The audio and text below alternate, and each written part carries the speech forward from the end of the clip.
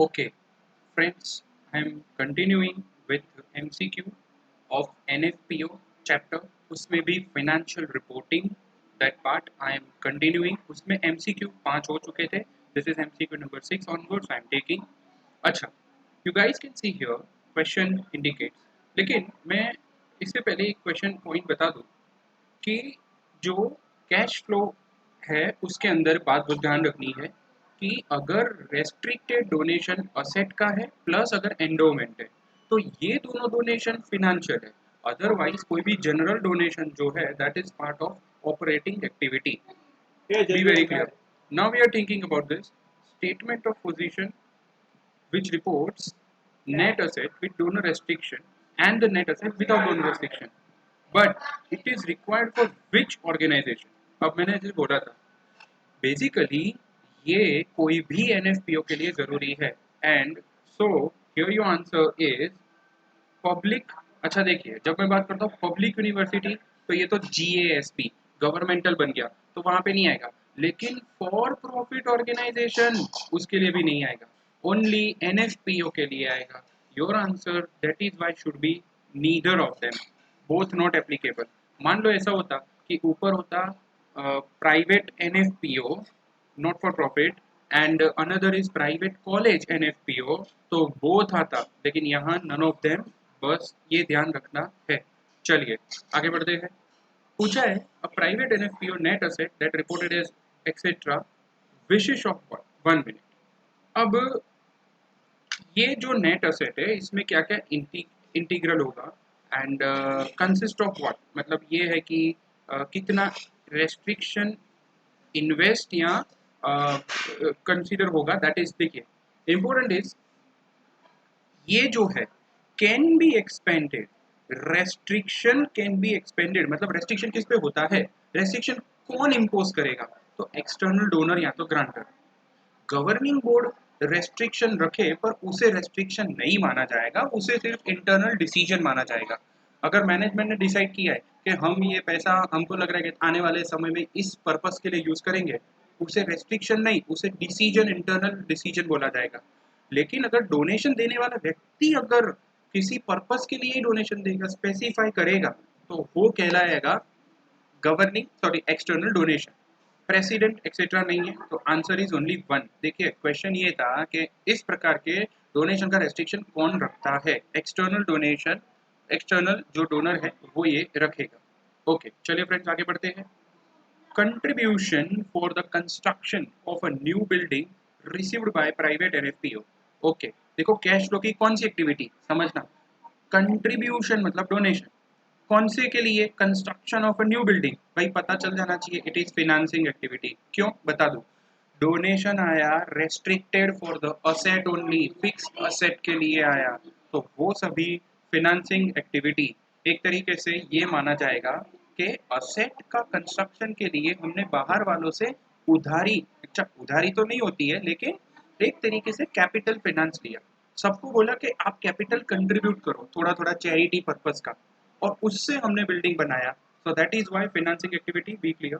Then a private NFPO having the cash flows, ये cash flows है लेकिन class line पहले पढ़ते हैं कौन सी cash flow here will be considered as reported as financing activities.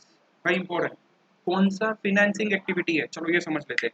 इसमें सबसे पहले देखिए cash from Medicare and insurance for patient services rendered.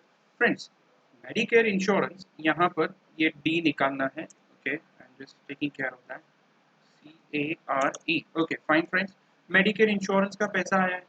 अच्छा ये जो पैसा है ये तो एक्चुअल सर्विस का होता है, इंश्योरेंस कंपनी और पेशेंट की service is a operating activity. दूसरा है अनरेस्ट्रिक्टेड इंटरेस्ट की इनकम मिली, इट इज इन्वेस्टिंग। तो क्या रह गया, परमानेंट इन्वेस्टमेंट। अभी देखते हैं फ्रेंड्स यहाँ पर as you can see answer is this 50। Yes permanent investment का मतलब क्या, basically this relates to the endowment, and endowment is restricted, permanently invested somewhere, and that is why that much money, that is financing activity here in this case। भाई बहुत ध्यान रखने वाली बात थी, परमानेंट इन्वेस्टमेंट है ये बहुत क्लियरिटी याद रखनी है, इसे बेचा नहीं जाएगा। Permanent, the word indicates endowment.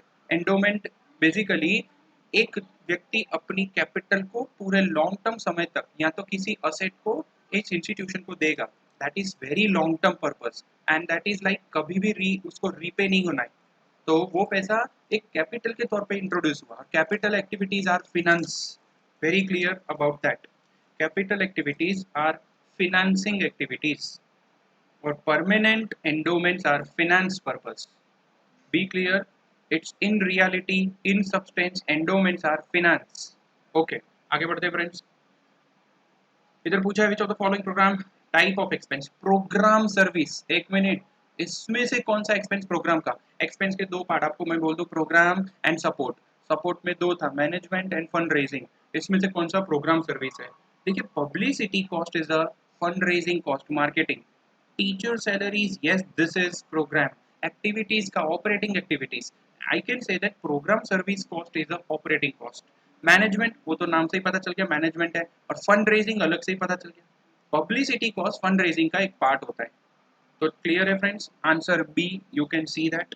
Y important है? ओके, यहाँ बोला होता which are of the following is the other support service cost, तो ये ए, सी और डी, ये तीनों आंसर थे। Hope so you are clear now. Another thing that I need to put up over here is statement of functional expense is required for which of the following NFPO? 1 minute. NFPO कोई भी प्रकार के हो, उनको दो expenses के classification compulsory है, either it is college or hospitals or any voluntary NFPO whatever, कुछ भी है पर वो फर्क नहीं पड़ता, एक ही काम है, सभी को दो प्रकार के एक्सपेंस क्लासिफाई करने होते हैं। Okay, in the statement of activities the expense will be there. Hope so you are clear. Now another one is Akura Corporation, a non-government NFPO है। Akura statement of functional expense should classify which as a support service। एक minute, क्या लिखा है कि कौन से expense को support service expense माना जाएगा? देखो, salary for the fund raiser, yes fund raiser, तो फंड रेजर का काम करने वाले स्टाफ की जो सैलरी है वो तो सपोर्ट सर्विस में आएगी, मैनेजर मैनेजमेंट सपोर्ट सर्विस में जाएगा, और जो मान लो डॉक्टर्स है वो अगर सैलरी पे है, नर्स है, तो उनकी जो अगर सैलरी है वो operating that is program service में जाएगी। देखो, ये रिसर्च इन्वॉल्व है, तो research is a continuing program activity.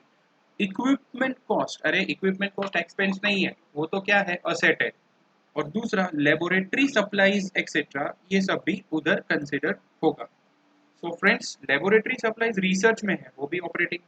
Your answer is A. Friends, A क्यों है वो जानना है, बी, सी एंड डी वो प्रोग्राम सर्विस है, ये बहुत जरूरी है। And this 12th is done, और नेक्स्ट वीडियोस में आगे देखेंगे।